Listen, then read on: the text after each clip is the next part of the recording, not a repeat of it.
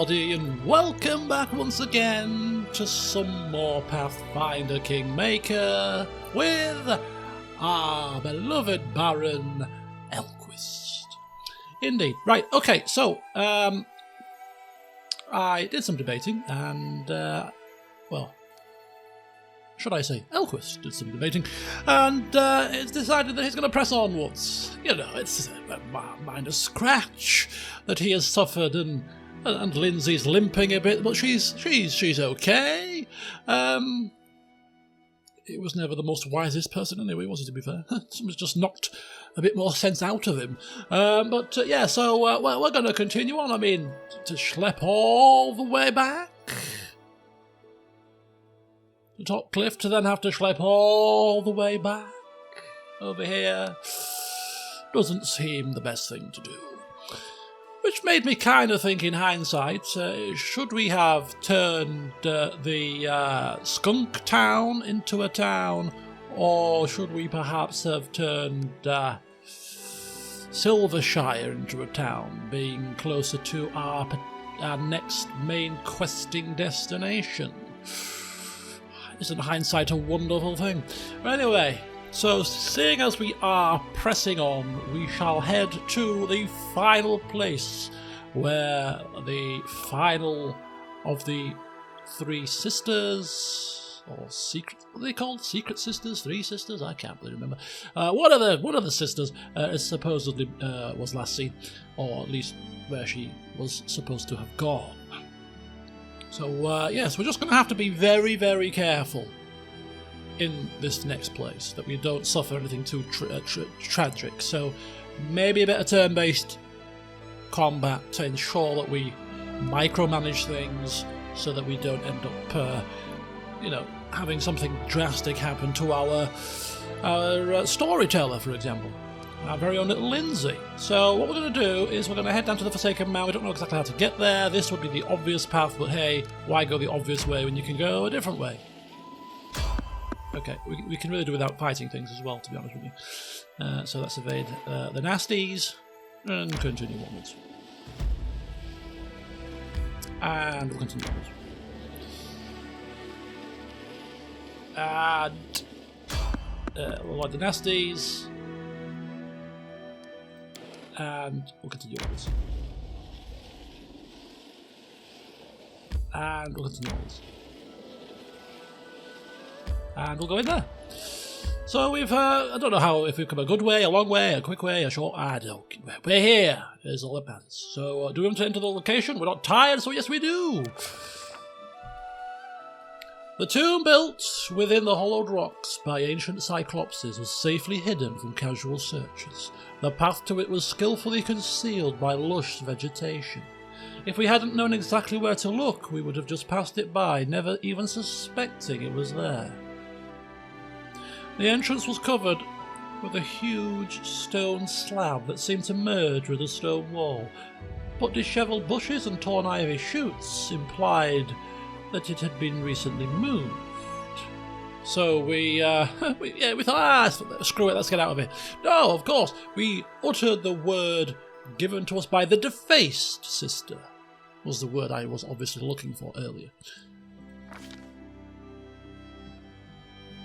Keb was that word, and Keb apparently means darkness. It is an ancient, forgotten word from an ancient, forgotten language, like a time-bleached bone from some unknown beast out in the wilderness. After speaking the word, the stone slab smoothly and almost soundlessly moved aside, opening the entrance to the damp, musty darkness. To avoid being trapped inside, we propped the door open with a large stone, which proved a smart decision. As soon as we stepped inside, the door shuddered and tried to close behind us, but the stone kept it in place. Behind the door was a spacious corridor, obviously built for creatures much larger than humans. The air smelled damp, and the stone walls, decorated with bas-reliefs and carvings, were completely covered with a disgusting oily mould. We of course, carefully examined the mould on the walls with our nature check, which thankfully Acundia was pretty good at. Look at that. We aced it. We could have done it with a roll of a 1. Sometimes the fungus in a dungeon proves more dangerous than any monster. So many adventurers suffocated on poisonous spores, got burned, or were disintegrated on the spot just because they never thought to open a botany textbook. Fortunately, the mould in this tomb, though sticky, smelly and disgusting, was completely harmless.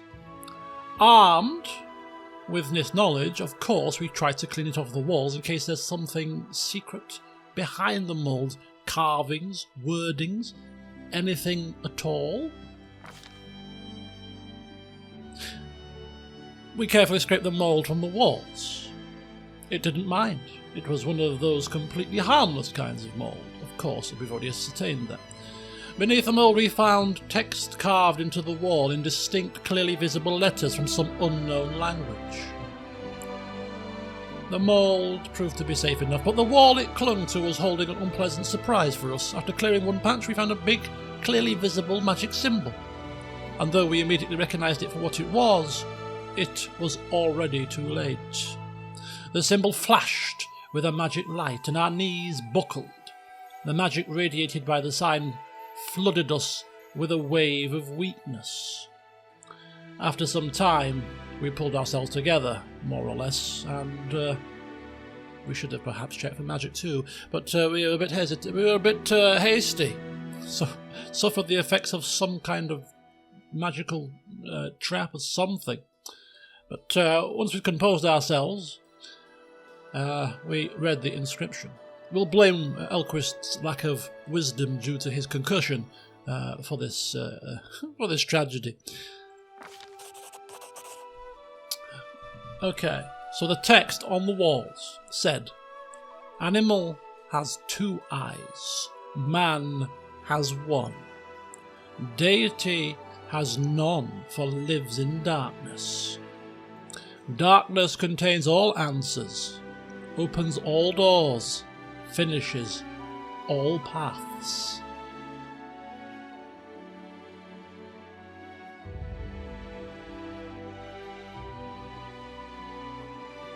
Such jolly fellows, these ancient Cyclopses, aren't they? Right, let's go down the corridor, shall we? Oh, God.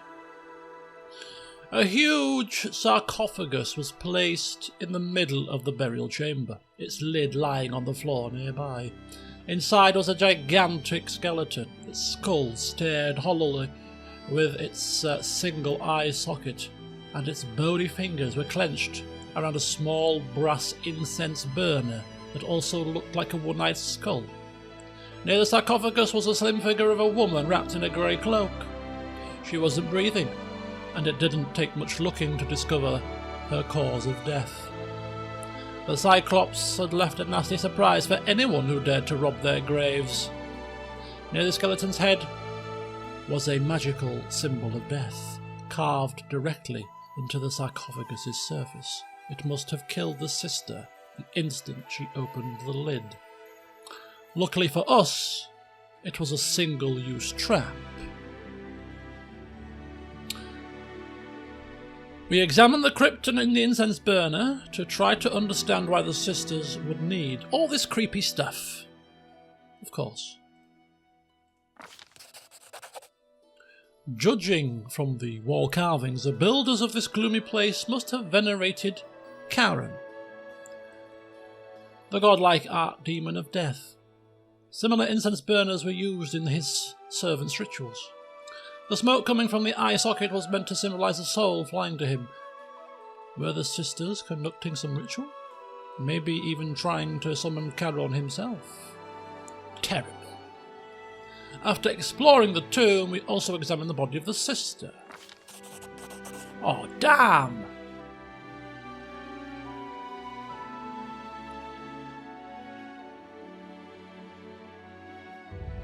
When we removed the cloth from the dead woman's face, it sent a chill down our spines. She literally had no face. Instead, there was a rough grey surface looking something like a roughly made clay mask. 2 holes instead of eyes, a hole instead of a nose, a crack instead of a mouth. What power could have done that to her? She had nothing of interest on her, so we took the incense burner and left the tomb, which had also become the burial chamber for the very person we've been searching for.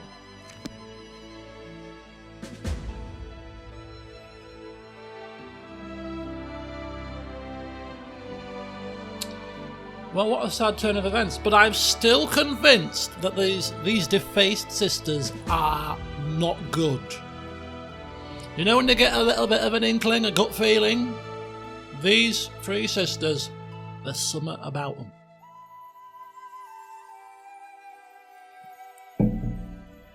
And who's to say that that grey clay mask of a face with the eyes missing, the nose missing, the mouth a slit? Who's to say that the spell that killed her did that? Who's to say that they don't look like that naturally, you know? Something amiss, I'm telling you. Anyway, let's get back to the camp. And that wasn't even a dungeon, it was just obviously one of the text-based things, which is pretty nice to be fair, because we've already done a couple of dungeons. Linorm's Grave. Crag Linorm. Remember how nasty that creature was? Ooh. Don't fancy taking on another anytime soon. Maybe when we're not quite so battered and bruised. Right. Well, a slightly pleasant surprise that we didn't have to go through an enormous dungeon full of puzzles and traps and nasty beams. We picked up the incense burner, so let's see what happens next. Look there, Tiger Lords! Here comes the killer, an enemy, a servant of evil spirits. This person aims to disrupt our exalted mission. Ah. So they decided to they decide to turn on us, do they? Typical. I told you there was something fishy about these people. As you can see, there are only 3 of us here. Our 4th sister was killed, and he is the killer. How do they know about that? Were we set up? We trusted him, and this is how he repays us. Liar, traitor, murderer! The barbarians exchange glances with each other. Look at the sister, then look at you, and finally at Dugath, who tightens his fist around his sword. They await an order from their leader, ready to charge at his side. Hopefully he'll see sense and give us a chance to explain ourselves. You heard the sister. Tiger Lords, to battle! Today you die, Baron. This is not good.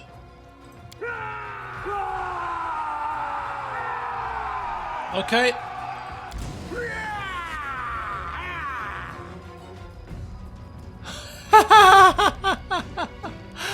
Are you kidding me? You've got to be kidding me, right? They really are doing this? Well, we need to pull out. We seriously need to run?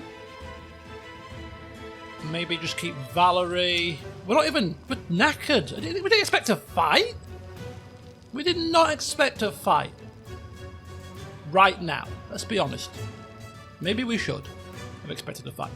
Anyway, what we're going to do is we're going to try it without turn-based, and then if we struggle or fail miserably, we'll we've got the benefit of foresight. We'll have to do it again, but of course we can buff before we arrive. We can rest, and then we can also put it into turn-based mode. The benefits of having a second choice, a second chance. Right, let's get out of here. Right, we can actually slow the time down, and I don't know how to do it. So even though we're playing in real time, we can kind of play in real time but slower. That would be quite a handy little happy medium.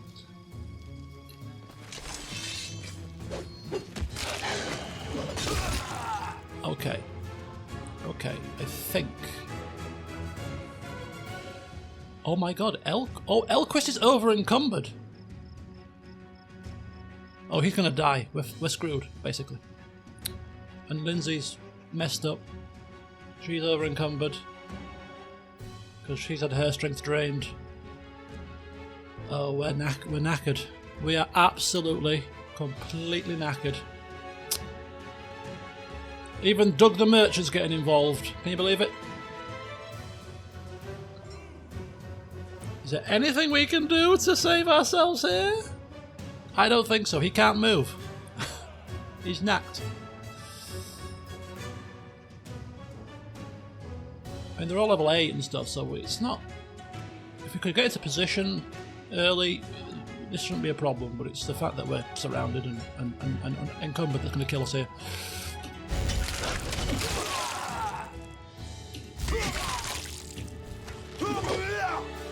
I mean, he's just about dodging stuff.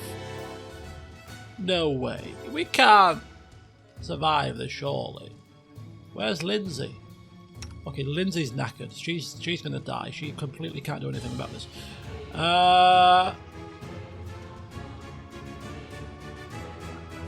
Where's Valerie? Okay, we've got Valerie, we got Dog, we got... Where's Knock Knock? Knock Knock's there too.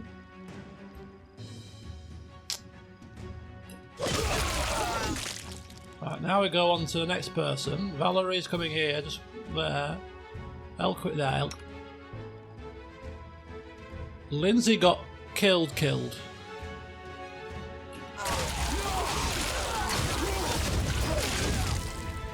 Elquist is down.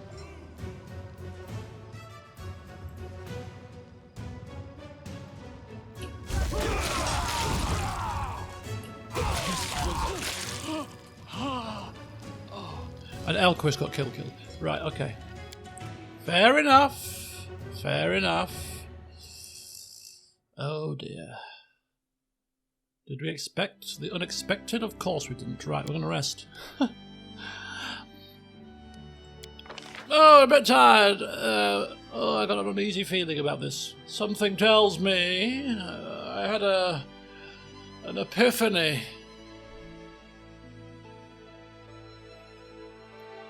What's the word I'm looking for? I had a... What's the word? It's not an epiphany, it's a...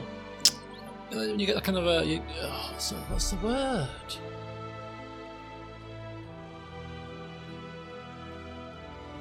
Plus 1 bonus to AC, 1 bonus to attack rolls, plus 2 bonus to damage rolls. They're not going to be hard to hit, so I think extra damage is fine. Don't need to use rations. Okay. Getting resting. Bad day today. Caught nothing. Ate little. Torn strap. Got blister. Made hole in armor. Oh, well, now I feel sorry for you. Even after all those nasty things you told me. Cheer up, Knock Knock. You'll be all right.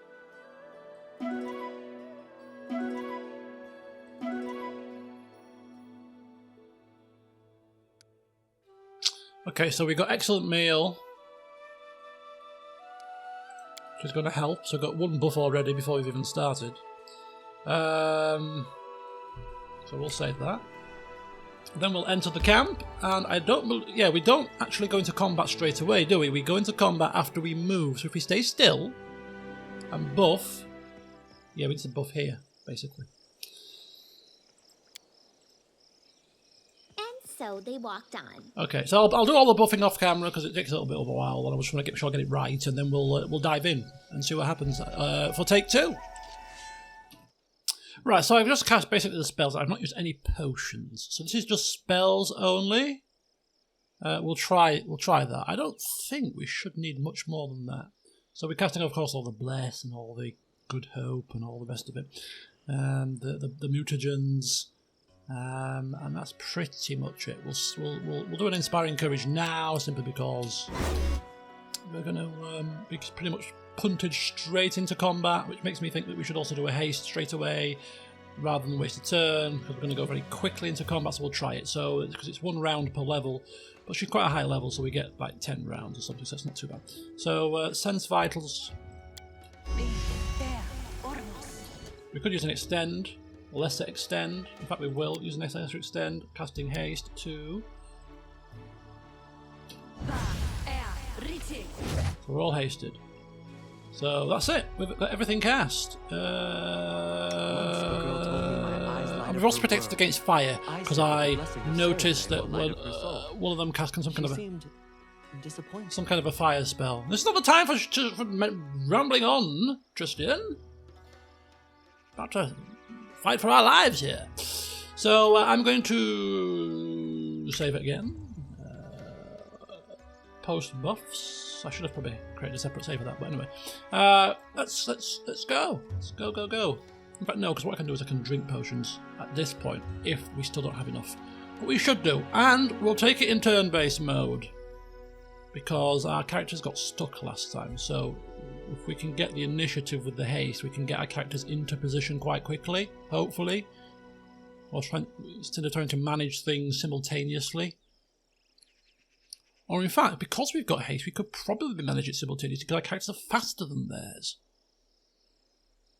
So you know what? We'll try it one more time without turn-based, and then we'll go to turn-based if we struggle again. Right, okay, let's go quickly. Hopefully talking doesn't waste turns. Look there, Tiger! As we trusted him. You heard. Today. Right, again, we need to move quickly. So, you know what? Let's move quickly. Get them moving fast. Once again, we'll have Doggy and Valerie hold up here as the tanks. But everybody else needs to run fast. Which they have done quite nicely this time. And we're also buffed to high heaven, so we should just mow them down, to be honest with you. You can't afford to lose our shape, though. Wow, look at the state of this. These guys are fey creatures as well. The good job Akundio has got, that fey more enemy buff that we gave him recently. Holy cow. We're still suffering a little bit. Serves you right.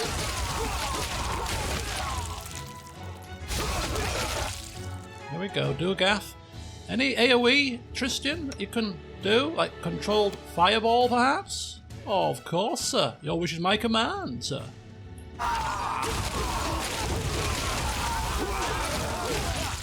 Holy cow, what the hell is that?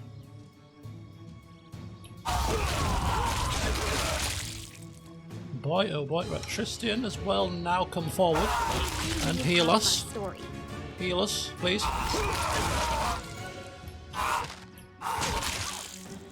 Tristan, heal us.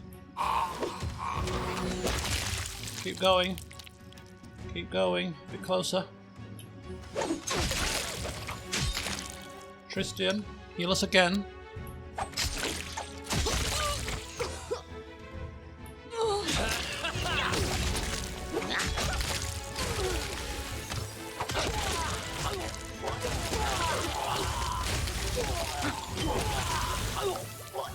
Holy flipping cow. Where's Dugath? Is he alive? In all this mess? Was Dugath fighting with us? I didn't notice that. Okay, let's just save it. So that was a hell of a lot better. You know, it's amazing what a few buffs can do for you and a bit of preparation and foresight. Funny real life was like that. You get a second chance at things and you can buff yourself. I buff myself with the power of Weetabix. Right, let's collect all the stuff. Just collect everything. It's probably just the easiest thing to do, to be honest.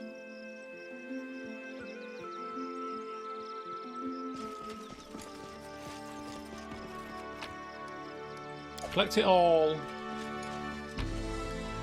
Not even messing about here. Just collect everything. Thank you.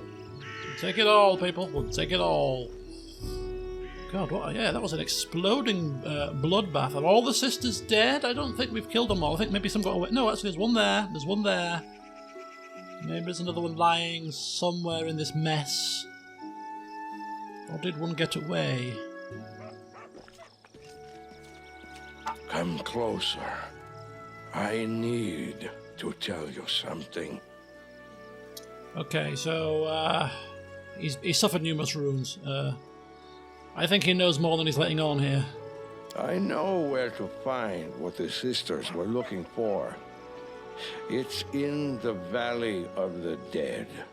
An unholy, cursed place, that is. I didn't want to lead my people there. And now, it really doesn't matter anymore. I'll tell you how to get there. That thing the sisters were searching the tombs for, it opens the entrance. Go there and die there.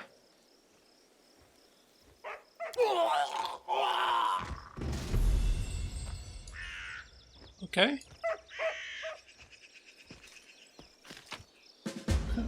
Louis calls without even blinking an eye. Body not even cold, straight in there, rummaging around his pockets in true RPG fashion. Right, okay, so let's have a look at what the journal entry has said. We've got a due time. Bit of a revelation here.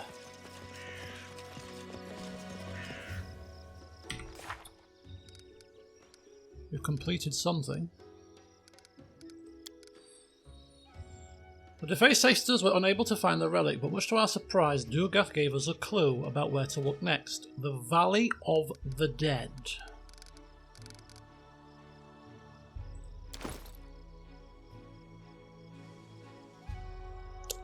The Valley of the Dead.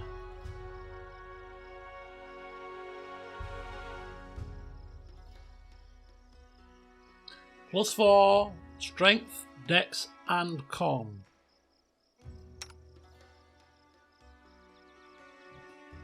An upgrade for Valerie. Quite clearly. Two to strength, dex, and con. Could be good for a Gundio, you know. But he's got the dex +4, so he won't benefit from the dex, to be fair. Okay, that's fine. Like Elquist. +4 to dex and con. The dex is more important. What about you then? He's got no belt at all. Does this help him in any way at all?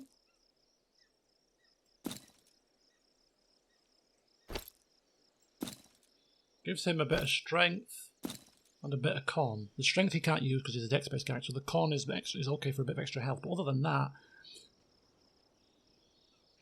why doesn't he need the dex? What's he got that gives him dex? Oh, the head piece gives him the dex. Okay. Well, even if it's just a bit of extra con and a little bit of extra fortitude, it's better than a snack in the chops. Is it not? I believe it is. What else we got here? We got breastplate +2, we got cloak of resistance +1, just some usual standard stuff. Nothing too exciting.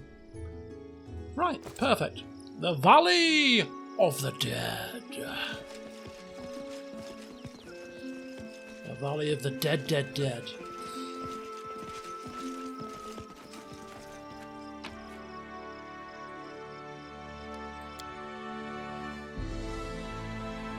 Can the Valley of the Dead be close to our settlement, our home? Please, maybe? It's going to be somewhere nearby here, isn't it? Probably right down south. Of course it is. Oh God, how do we get there? I wonder. Do we wish to venture into a place called the Valley of the Dead in this kind of state? I'd suggest at this point probably not. I mean, we have to obviously get through the main quest as quickly as possible to... That's the advice that you're always given. Main quest, do as quickly as possible. But we just... How do we get home from here? So what's the quickest way? How long is it going to take? Top Cliff is just round the corner, my friends. Just round the 22 hours. Have we saved any time doing that way? I don't think so. Oh, uh-oh. There's someone on the road, Captain. Time to search for the spot to rest. Please don't be an enemy. Oh my God, what the hell's happening? The hell? Oh my God, are you serious? Who are these people? Pathfinders? Dread zombie Cyclops. Let's help them out. Don't worry, we have this under control. We are used to dealing with these creatures. Who are these people? A half-orc is wiping the sweat from her brow with a bright jacket decorated with many badges and patches. That handsome lad gave it to us good. Almost slaughtered us all. Good thing you came. Yes, we know roughly where they came from, but who are you? Us, we're a group of Pathfinders from the Society. We're here on special orders from the Grand Lodge to explore this godforsaken land. Yes. Well, pleased to meet your acquaintance. I am Baron Elquist, ruler of this land. I didn't mean to offend you, your grace. I've been to many countries, and they address rulers differently everywhere. Forgive me if I've made a mistake. We've come from afar, from Absalom to be specific. We've heard many interesting tales about the stolen lands. So the Society decided we should update our maps and surveys. We've no wish to harm or indeed to bother anyone. We thought it might be easiest if we just came here and performed our duties without getting into all the fuss of an official visit. Yes. Society, you say? Please do give me a bit more information about this Society. Don't tell me you've never heard of the Pathfinder Society. We stand at the helm of civilization. We cut the paths to the unknown and unveil even the gloomiest secrets, from which the weak of heart shy away in fear. But never mind all that. Enough accolades. Here's the truth. The Pathfinder Society explores Galarian, seeking to reveal its greatest secrets. And we, Pathfinders, lovers of travel and adventure, are the ones who do it. Yes. I see. So, yes, what exactly are you doing here? I know you mentioned extending your maps, but is there a more specific reason? There's this one place not far from here. It's labelled with a question mark on all our old maps, so we decided to see what's there. And just imagine, we didn't find anything. Just the ruins of some old building and signs of an ancient portal. It appears to be one of the places where the border between worlds is particularly thin. The beast must have smelled us and leapt out to have itself a snack. Interesting. Out of the portal. Could you use any assistance? No, don't worry yourself. We'll just catch our breath and go. The bruises will be gone by sunup. Very nice to chat with you. My regards. If it's Desna's will, we will meet again. Tipping the scales. Finding the Pathfinders. Pathfinder Kingmaker, you say? And so, something has developed. Rather interesting indeed. Finding the Pathfinders. Wait for news.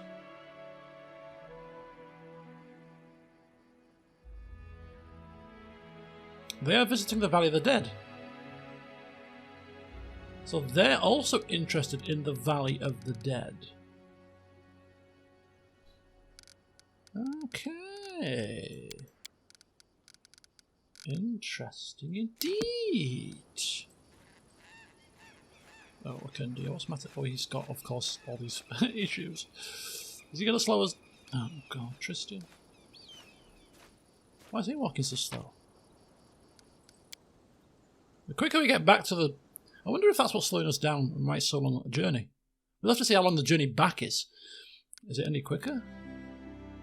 Because we are 16 hours. I think that's about right from here, to be fair. So we were supposed to be back on the 30th, so if we get back sooner than the 30th, then perhaps the little shortcut we took was indeed a shortcut. Maybe it was, you know. Maybe... Oh, we're exhausted. Enter and enter.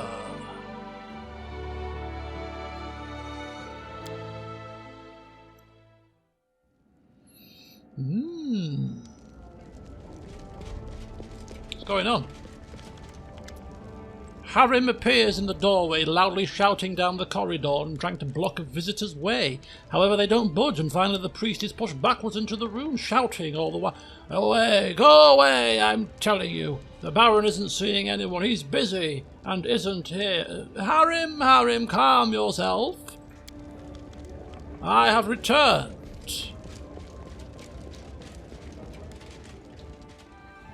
Rudrin Skjegger. "Forgive me, respected Harim, but I must speak to the Baron." The young dwarf limps into the room. She doesn't look well. Her face is bruised and her armour crumpled. Her arm dressed with rags. "Your Grace, my name is Rudrin, of the Skjegger clan, and I've come to beg your help. My kin are in grave... Hey, Harim, how do you know my name?" "I was told of you by our leader, the revered Jarmold Torag's paladin. He is hoping to meet you in person. He has so many questions for you. A dwarf who rejected Torag became a priest of Grotus and now sits in an important position at the court of a baron. Such tales are rare." His face is exploding with red and white spots. "Torag's paladin? And he wants to talk to me? What impudence, what shameless, brazen. Although, you know, perhaps we should help them. I want to see this paladin with my own eyes and the trap he walked his congregation into." What, we're going to have to journey with Harim again? Oh my god, are you kidding me? Oh, heavens help us. Okay. Please, Rudrin, wasn't it? Please do expand on this trouble that you have gotten yourself into. "Many ages ago, our ancestors, together with the other clans, built a road here, and a chain of fortresses along it. Unfortunately, they were forced to leave these lands. But now that you've established order here, we decided to return, to rekindle our clan's legacy. We found the entrance to the Adamantine Shield Fortress, but when we tried to enter... When our ancestors left, they charmed the gate of the fortress and locked it with a key, which has long been kept safe by our clan as a relic. We brought it with us, but when we inserted it into the lock and turned, something incredible happened. The gate fell to ashes, and we saw that the lock was upon the chest of a huge golem, which attacked us immediately. I'm sure the creator of this golem prayed devoutly to Torag while he made it, never thinking for a moment that this piece of iron might someday turn on his own. How dwarvish. We managed to hide up on a hill, but we backed ourselves into a trap. The golem just stood below waiting for us to come down. 2 of us sacrificed their lives distracting it to give me a chance to escape and find help. Please save them. You are our only hope. Fine. Thank you, Your Grace. The Skjegger clan owes you. Here's a map. Shows where to find the fortress. I'm fiddling with his beard. I would ask you, if you go to help them, take me with you. I know it's folly to gloat, but I would see it with my own eyes. Our proud guests from the 5 Kings Mountains caught in such a mess, and then send them home with my own tongue. I hope you will allow me this small pleasure. Your Grace, I must warn you, this is no ordinary golem. He's made of adamantine. He's almost impossible to destroy, even with magical weapons. But if you wear it out for long enough in battle, it will collapse for a while to restore its strength. At that moment, you'll need to pull the key from its chest. If I know anything about mechanics, that should switch it off. And if you don't, then we're dead. The half-orc Varask has come bearing gifts again. Opportunist boots. Keep at it. Don't think we need those boots, to be honest with you. Okay. Woo! Well, we've got another companion quest open to us. So we have now Harim's Unbreakable Metal, and we have, of course, Octavia Aragogna's person who's still sat drinking in the tavern after all this time. Very patient man. So we'll get to that at some point after we've done the main quest, of course, which we will be pressing on with once we've checked in on Kingdom Management, sold our wares, and rested up. So what we'll do is we'll finish the Kingdom Management stuff on camera, we'll sell the wares, rest, and get back to the Valley of the Dead off camera, so that we can start the next session right outside the gates of hell. Okay, so Acundio, success. Very good. And triumph for Arshandra, of course. And we've seen the visitor. And that's about it. Okay, let's take a wee peeky then, shall we? So we've got two events. Nature's Rage. Animals are flying into inexplicable rages. Wild beasts emerge from the woods to attack people and livestock and all kinds of madness. This is a job for Chandra, apparently. We'll take the chance, and 75% chance. Tipping the scales. This is the Pathfinder's situation. So the Pathfinders who have snuck into the Valley of the Dead have caused an uprising of the undead. We must do something immediately.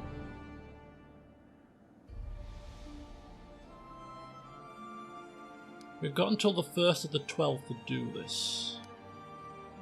When's he back? 8 days. Plenty of time. Plenty of time. So that's fine. So yeah. Okay. Ranking up. Can't do that because we need to be present for 14 days and that's a waste of time. Economy. There's this one. Provides a +2 bonus to any resolve with the Warden. Costs 100 BP and takes 14 days. BP is not a problem right now, so let's go for it. In fact, we can purchase many BPs by the time we've sold all our wares, I'm sure. Training we can do, but it costs BP, but well, we might as well do it now. Because that's going to make him that little bit better. Curses we can't do, and other. There is divine protection from poison, which we refuse to do. So that's yeah, everything pretty much sorted for now. So there you go, my friends. We'll end the session here. Off camera, I will sell my wares. I will rest up, and we will then head back to the Valley of the Dead. So join me next time for that. But until then, as usual, see you soon.